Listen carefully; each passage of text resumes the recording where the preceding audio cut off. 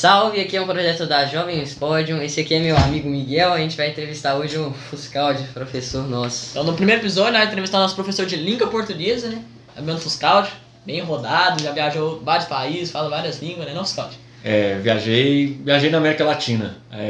Fiz um mochilão em 2005, passei por Paraguai, Argentina, Bolívia, Chile e Peru, nessa ordem. E mochilão de férias de inverno, passamos bastante frio, fui com um colega e atravessar a cordilheira no inverno foi bravo. Vocês foram de trailer? A gente saiu de BH, aí ônibus para Foz do Iguaçu, foi o primeiro destino. Ficamos alguns dias ali e de lá seguimos aí ônibus a maior parte das vezes, algumas vezes, dependendo da cidade, quando a gente ficava, essa cidade tem mais coisa para ver, a gente ficava mais dias. E aí um dia fazia um passeio agendado com uma agência, aí ia de van para alguma cachoeira, um lago, um nevado, e voltava.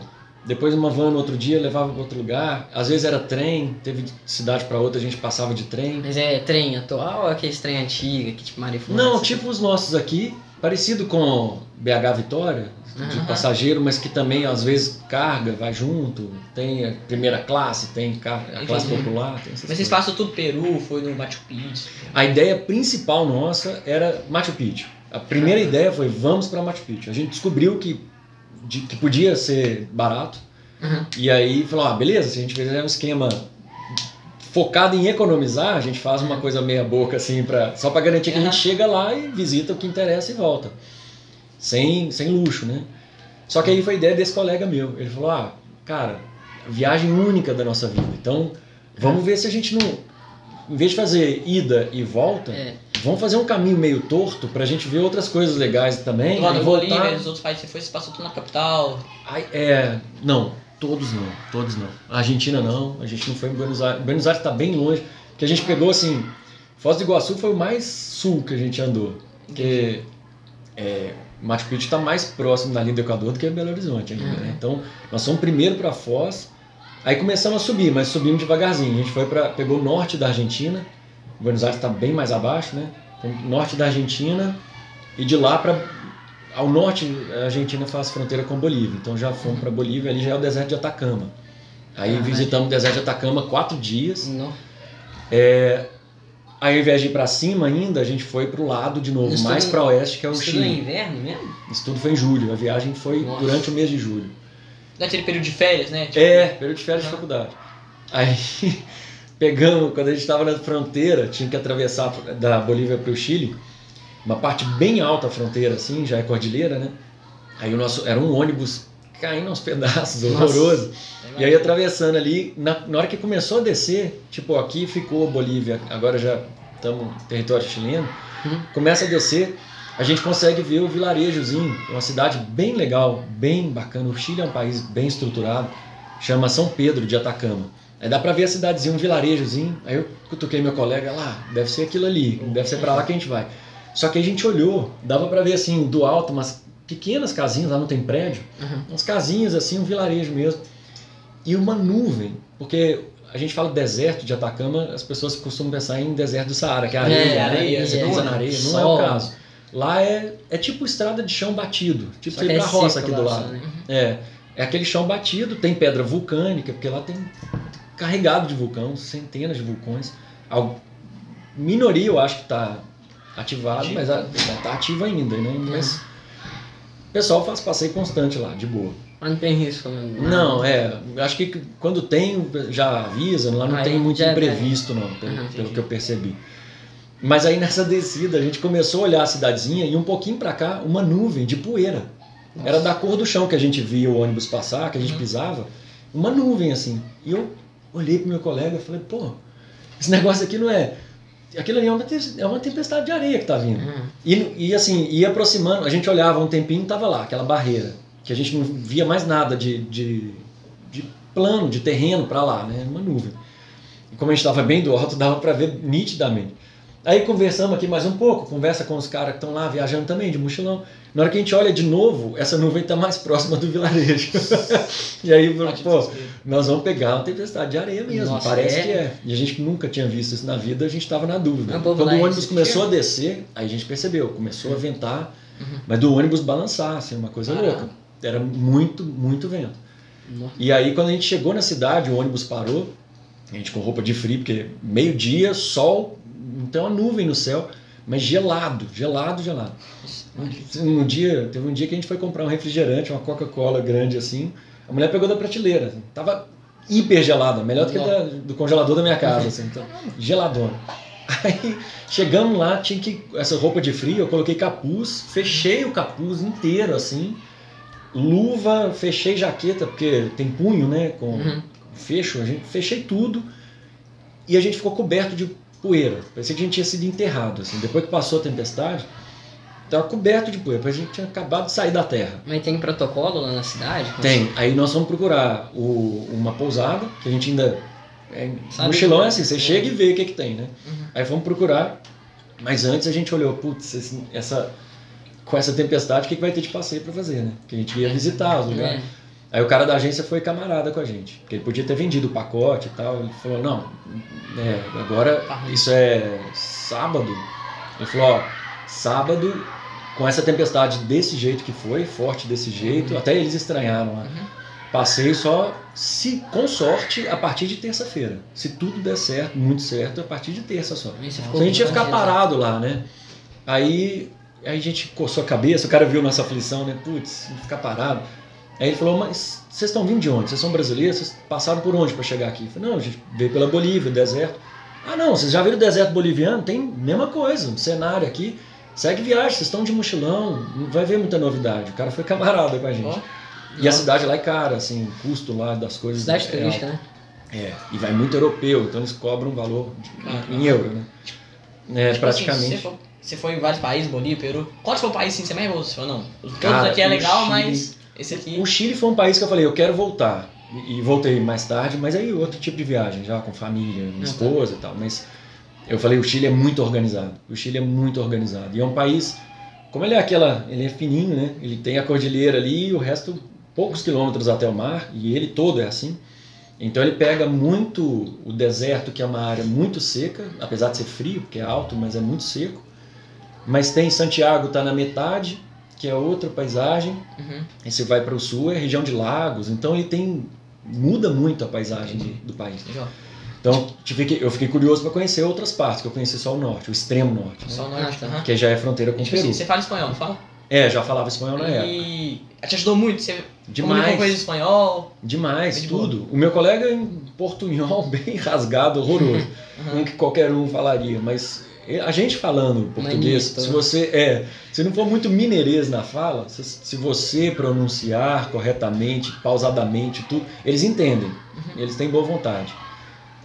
Mas como eu falava, desenvolto já dava aula de espanhol na época, então para mim foi super tranquilo, adiantou muita coisa para resolver questões práticas assim, mesmo com polícia na fronteira, essas coisas. Foi bem tranquilo. Você chega conversando, o cara entende mais fácil, ajuda, né, para negociar. Quando você está sendo extorquido, porque a polícia da Bolívia também tem isso, você paga um pedágio para o cara te autorizar a passar. Você paga, eles estão te roubando, você paga aí para passar. Senão mas o povo lá, tipo assim, tranquilo, receptivo, essas coisas? Muitíssimo, muitíssimo.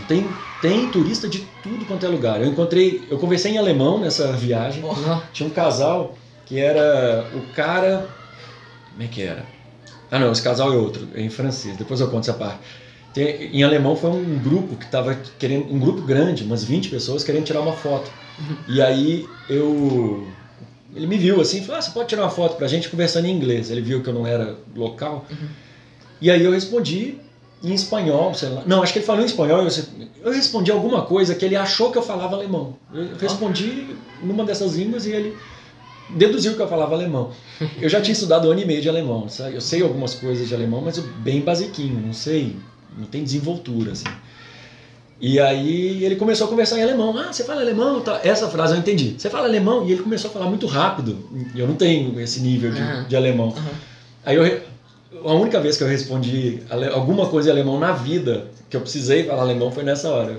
Não precisei, né? Eu poderia falar inglês, ele ia me entender. Mas aí eu gastei meu alemão, né? A frase que eu usei foi: eu não sei falar muito bem alemão. Essa frase eu consegui botar no currículo. Falei alemão uma vez na vida. Pelo menos. Mas tinha um casal que era... Acho que eles eram franceses. Então você mesmo. encontrou muito imigrante da Europa. Muito. Israel. Gente, Israel, pessoal, é tipo brasileiro. Israel viaja pro mundo inteiro. Os caras são animados pra caramba. Então Eles são muito festivos e explorador. Tem gente de tudo quanto é lugar. Europa, geral, assim. Tinha um casal que era um casal mais velho, era francês. Aí o cara falava só francês e inglês. Então francês lá ninguém entendia ele. Ele falava tudo em inglês. E a esposa só falava francês, ela não sabia outro idioma. Nossa. Então, e a gente estava na mesma van, a gente ia visitar um sítio arqueológico no Peru. Mas aí, na van, ela descobriu o casal descobriu que eu falava francês. E aí eu comecei a conversar com ela achou o máximo, ela queria conversar comigo, porque ela só podia conversar a viagem inteira com o marido, né? Com você, né? Aí ela me viu lá e começamos a conversar nós três, e só em francês, ela achou o máximo. O cara passava um apertinho, só com o inglês ele passou um aperto. Você fala quais línguas mesmo? Eu sou professor, né? Só não atuo hoje nessa área, mas eu já sou professor de inglês, francês, espanhol, italiano. Eu já dei aula de alemão, mas para o nível bem basiquinho. Mas tem vontade de ir para Europa, conhecer outros países? Muita vontade. Alguma viagem programada ainda ou ainda não? Não, muitas ideias. Por exemplo, eu quero ir para Portugal, já tem mais ou menos o que eu não posso perder, que eu quero, faço questão de visitar. Mas Itália, Espanha, França, tem muitos lugares que eu quero ir. Esses países meio clássicos, assim. Europa, mas não muito capital, não faço muita questão. Entendi. Quero ver outras coisas, Você sabe? quer ver o país mesmo. Conhecer mais cultura, coisas mais interna, porque eu gosto de viajar e me instalar, sabe? Viver como se fosse um nativo, assim, andar na rua à toa, sem rumo, conhecer o lugar, achou um lugar legal, vamos entrar, vamos ver. Sim mesmo. E a minha esposa é na mesma vibe, então. Mas você estava perguntando de país, eu estava falando do Chile, mas assim, o que mais me impressionou foi o Peru. O Peru eu achei espetacular, porque acho que é porque eu não esperava muita coisa. Então me surpreendeu muito, muito. Não que eu esperasse muito do Chile, mas assim, o Chile é bem legal, bem organizado, as coisas funcionam, sabe? Você se sente seguro. E no Peru, assim, cara, o Peru, a riqueza cultural deles é impressionante. É muito impressionante. Tem muita coisa legal para ver. A gente viu Machu Picchu, mas a gente foi numa cidade de nevados, que é espetacular. É destino de alpinista profissional, eles vão para lá. Tem Amazônia, então é muito variado. Tem Cordilheira dos Andes, tem Nevado, tem Amazônia, tem Machu Picchu. Tudo um país só, né? E além de Machu Picchu, tem outros sítios arqueológicos que não incas, de civilização mais antiga, inclusive. Entendi. É bem legal. Então, eu queria falar agora também da sua carreira profissional como professor de português. Como você começou a se interessar em dar aula? Falei, nossa, agora o que eu quero é dar aula, tipo, é o que eu gosto. Você sabe falar mais ou menos quanto foi um caminho meio tortuoso. Eu sou filho de poeta. Nossa. E eu o dia que eu decidi eu quero fazer letras, não tinha nada a ver com português ou literatura, que são as disciplinas que eu trabalho desde sempre. Eu queria estudar línguas estrangeiras, por isso que eu fui aprender essas línguas todas. Eu estudei catalão, estudei latim, grego, além dessas que eu falei. E aí, dentro do curso, eu só pensava isso, eu quero aprender o máximo de língua estrangeira. Sempre gostei. E aí dentro do curso era obrigatório ter aula de literatura em língua portuguesa. E aí quando eu tive aula lá a primeira vez, eu estava na UFMG, e aí eu percebi que eu tive pela primeira vez na vida bons professores de literatura. Eu nunca tinha tido. E eu não sabia que aquilo podia ser legal, porque o que eu tinha visto em escola era péssimo. Eram péssimos exemplos. E eu não sabia disso. Eu, como aluno de escola, não tinha noção que a aula estava péssima. Eu achava que era simplesmente eu não gostava daquela matéria. E estava tudo errado. Os professores, o jeito, o método, tudo errado. E aí eu falei, esse negócio é legal. E assim, foi um amor à primeira vista. Comecei a entender literatura, finalmente. Comecei a me despertar para isso. Fui reler os livros do meu pai, que eu tinha lido e não tinha entendido nada. E aí comecei a entender, comecei a conversar com meu pai sobre isso, inclusive. Aí comecei a perceber que eu já estava entendendo a coisa, estava maduro para aquilo. Aí eu decidi que eu queria fazer pesquisa nisso. Mais tarde fui fazer mestrado nisso. Então, essa descoberta foi não é que eu sonhava em ser professor, não mesmo. Mesmo dentro do curso, não era a minha intenção. E aí me tornei professor e desde a minha primeira sala de aula eu me apaixonei. Eu acho fantástico.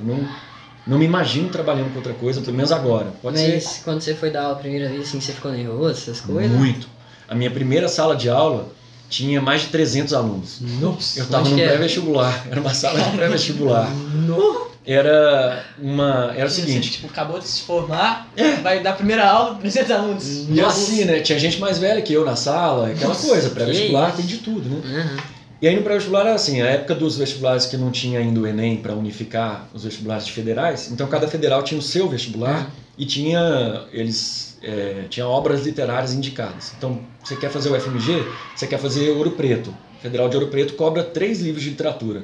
O FMG cobra 5, e são outros 5, não bate com os 3. Então, os alunos que querem tentar federais, eles vão tentar Ouro Preto, o FMG, mas vai tentar PUC também, que não é federal, mas vai tentar o FSJ, né? Então, um monte de livro para ler. E o professor do cursinho, ele focava na UFMG, que era o que a maioria queria, todo mundo queria.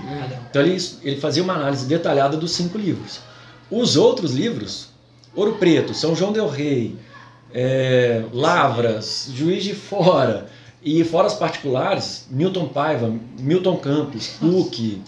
Aí tinha os monitores. Eu não era um professor do pré-vestibular, eu era um monitor. O monitor era um cara encarregado simplesmente de corrigir redação dos alunos, tirar dúvida dos alunos, era isso. Eu tinha o meu horário de plantão, eu ia lá para tirar dúvida. Só que quando esses vestibulares lançavam a lista de livros, aí eu corria atrás da leitura desses livros. Se eu quisesse, né? Tinha um monitor que não estava interessado nisso. E eu queria aprender, eu estava precisando ler literatura, porque eu fui descobrir que eu gostava de literatura tardiamente, já adulto.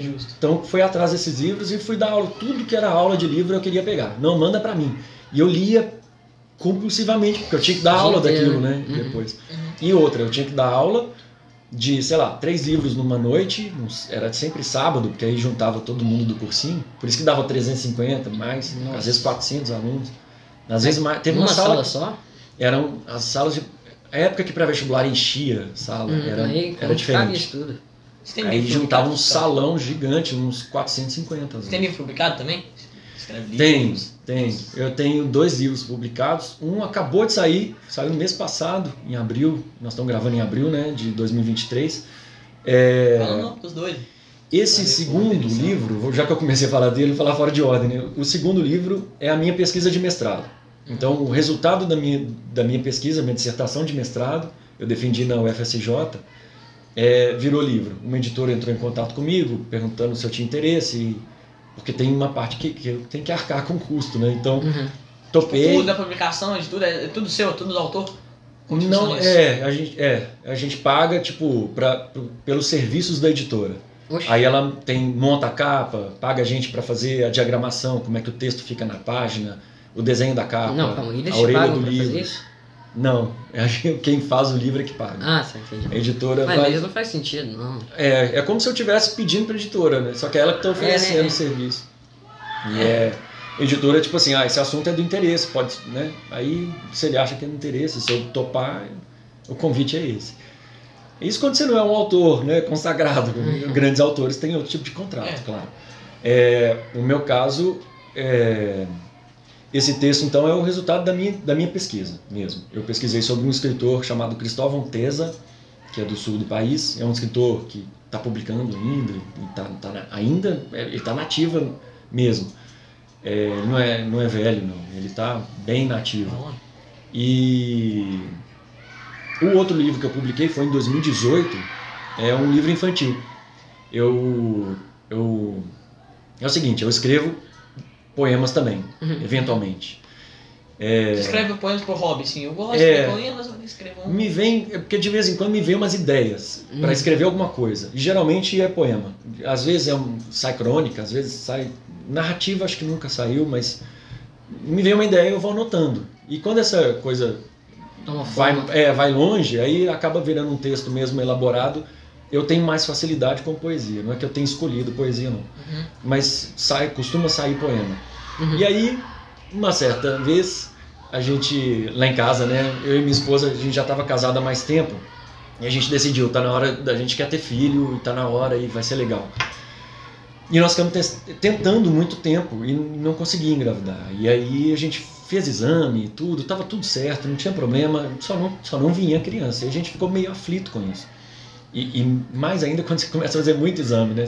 Cadê o problema? E não acha o problema, aí você você não sabe se é melhor não achar ou achar um problema, porque pelo menos tenta resolver, né? Então, quando veio a notícia, a gente tava lá, tá tudo certo, tem uma gravidez, isso mexeu muito com a gente, né? A gente comemorou muito, e eu escrevi um poema. Eu escrevi um poema para uma criança que eu não sabia ainda se era menino, se era menina, escrevi esse poema. E aí, durante a gestação, minha esposa teve sérios problemas. O corpo dela começou a reagir assim, de uma forma muito bruta, e ela começou a ficar mal de saúde.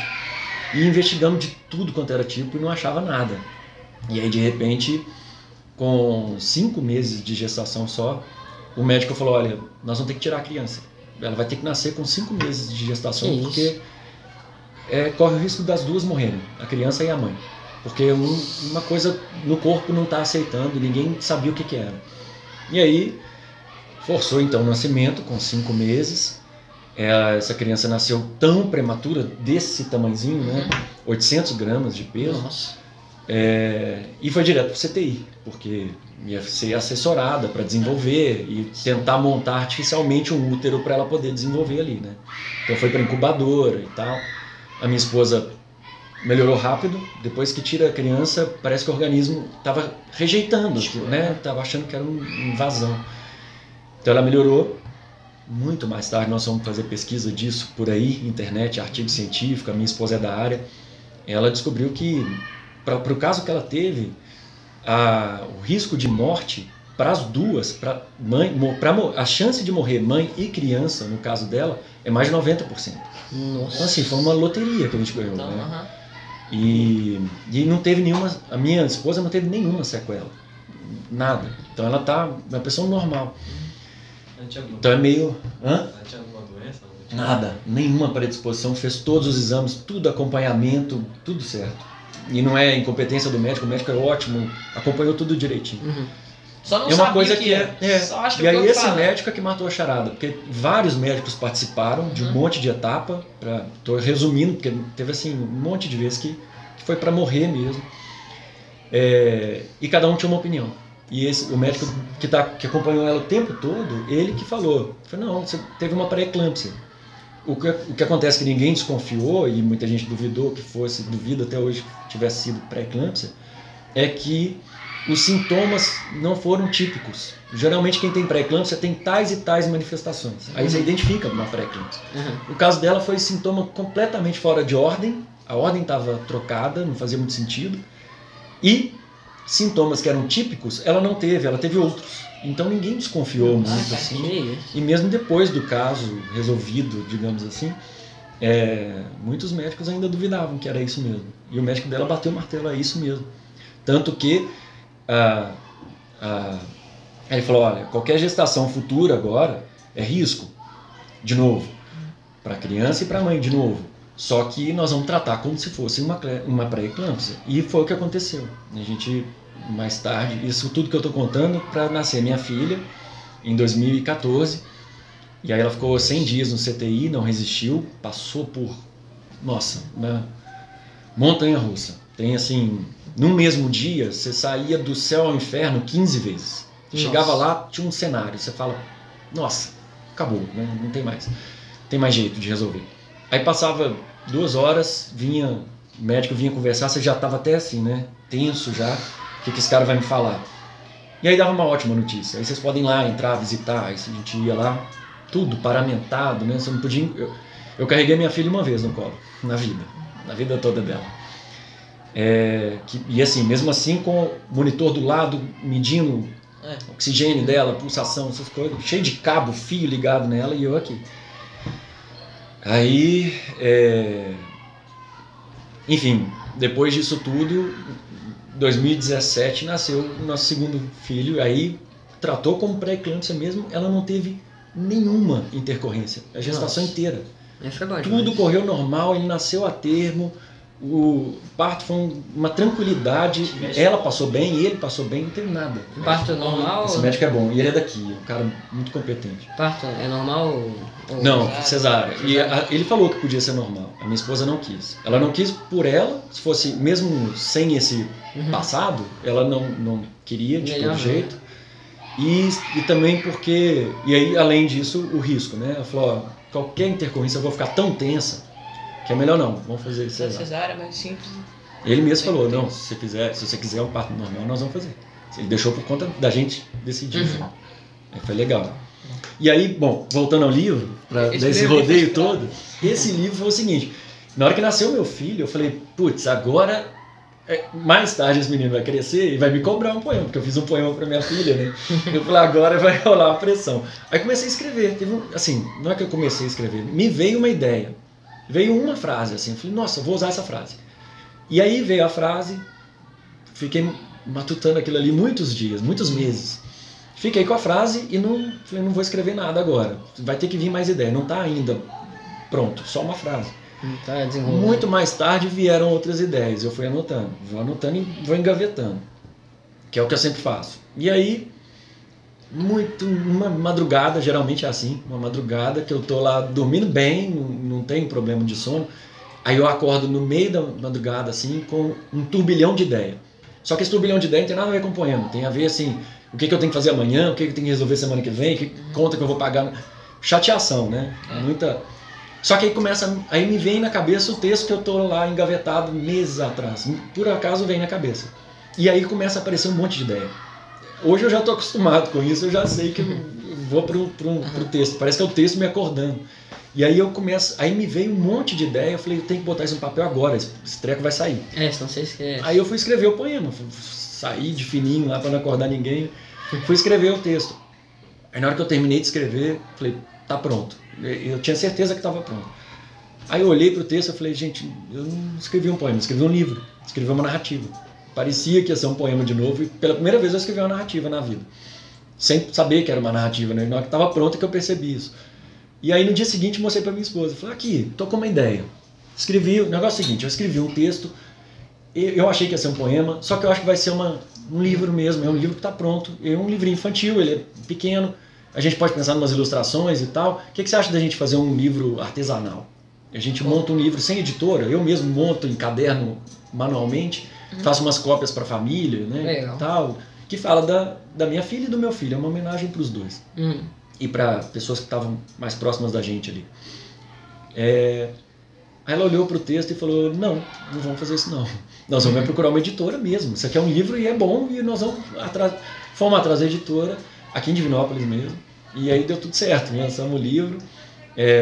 Na época foi muito bacana porque eu trabalhando em vários lugares, né? Então acho que muitos alunos que estavam meus alunos na época viveram a época que eu estava aflito com a minha filha. Então viram a dor toda que foi, né? O luto todo. Sua filha, ela tá bem ou ela... Não, ela não resistiu. Ela ficou, ela morreu 100 dias depois, mais ou menos, do nascimento.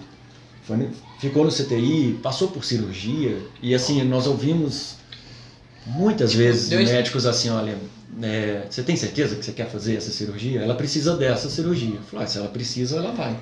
Não, mas é porque o transporte daqui dessa sala para aquela sala que está ali, isso para ela já vai ser uma batalha.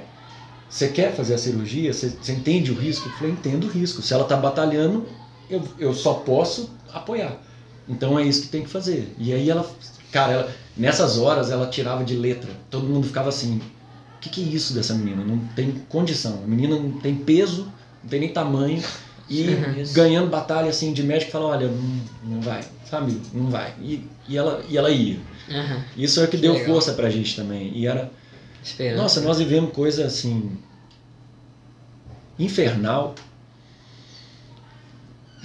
Desculpa. Não, tá falando não. E coisas maravilhosas. O meu choro é mais pelas maravilhosas. Vivemos coisa muito bonita com ela. Assim... Para ficar num registro que eu acho que resume bem, vai ser difícil contar, mas eu quero contar. Teve uma vez que essa eu não vou esquecer nunca. A gente chegou para visitar e ela estava muito mal. O monitor ficava do lado, o bercinho aqui, né? E aí a gente chegava, nessa hora já não estava mais incubadora, a gente podia tocar ela pelo menos, não podia pegar no colo, mas encostava nela, conversava. Fazia carinho nela e tal. E aí os monitores aqui, a gente chegou para visitar, tá tudo certo. Eles olhavam antes, né? Tá tudo certo, pode entrar. A gente entrou, porque assim, entrar não é simplesmente entrar. Você tem infantil, você lava o braço inteiro, lava de novo, enxuga a roupa, não sei o quê. Nesse meio tempo, quando a gente entrou, o monitor já acusava assim, tudo descompensado. Oxigenação foi caindo, batimento cardíaco caindo, tudo alerta, não sei o quê. E aí a enfermeira olhando aquilo ali, a gente chegou do lado e falou, é isso mesmo? Eu falei, não, nós vamos ter que intervir, nós vamos ter que dar um remédio aqui para dar uma desacelerada nela, nós vamos ter que aplicar coisas. E já estavam preparando medicamento lá. E aí a gente chegou do lado e falou, mas a gente pode ficar? Eu falei, pode ficar aí, depois eu vou aplicar o remédio aqui, já tá. Ficou eu de um lado, minha esposa do outro. A gente botou a mão nela, a minha esposa começou a cantar para ela, uma musiquinha de ninar, assim, e eu cantando junto. Cara, não deu 2 segundos, a moça tava com o medicamento aqui, a mangueirinha que tava na veia dela aqui na mão, e ela olhou pro monitor e as coisas começaram a voltar. A oxigenação foi pra... tava 88, 87, 86, caindo pra caramba, foi pra 98, 99, batimento estabilizado. Até a expressão dela, ela tava agitada com os braços assim, começou a acalmar. Da gente cantar pra ela. Esse dia foi maravilhoso, nós saímos de lá assim...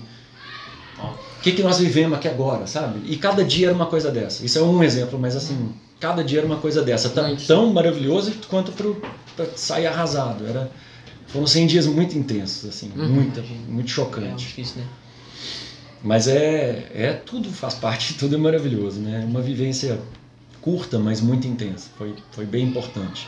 E aí, inclusive para viver isso com meu filho. Então, no final das contas, o livro saiu, virou uma homenagem para os dois. Qual o nome do livro? O livro Era Uma Vez Uma Saudade. Aí esse livro já ficou nas livrarias, mas como ele já passou do prazo da editora divulgar, eu tenho exemplares comigo agora para vender. Então o outro também, o do mestrado também é a mesma coisa. O seu filho nasceu em que ano? 2017, o Rafael. A Maria Luísa é a minha filha, de 2014. E agora é o Rafael que está com a gente. Mas pelo menos com o Rafael tá tudo bem, tá? Tudo certo, maravilhoso. Esse médico também salvou, né? Bom, médico competente. Esse médico, ele falou, minha esposa preocupada, tipo assim, nossa, eu tô chegando perto dos 40 anos, gestação de risco, e não, garantido, nós vamos fazer esse tratamento, vai dar certo. Outros médicos super gabaritados quanto ele também, e falando, não vai, é perigoso, eu não faria. E ele falou, nós vamos fazer, e vai dar certo. O mesmo médico que cuidou da sua filha, em 2014, foi o que ajudou no Rafael, nascimento do No Rafael? parto foi. O parto, quem fez os dois foi ele. Como que chama o... Depois desse tanto de emoção, o nome é tão fácil que... Não tem problema não. Caramba. É que tá que pecado eu esqueci o Você nome é daqui dele. de Divinópolis mesmo? É que tá o Edgar Duca. O sobrenome é Duca. Tá bom. Depois desse tanto de emoção, é difícil lembrar até o óbvio, mas ele é o médico dela até hoje. Oh yeah, oh boy, this shit bangin'.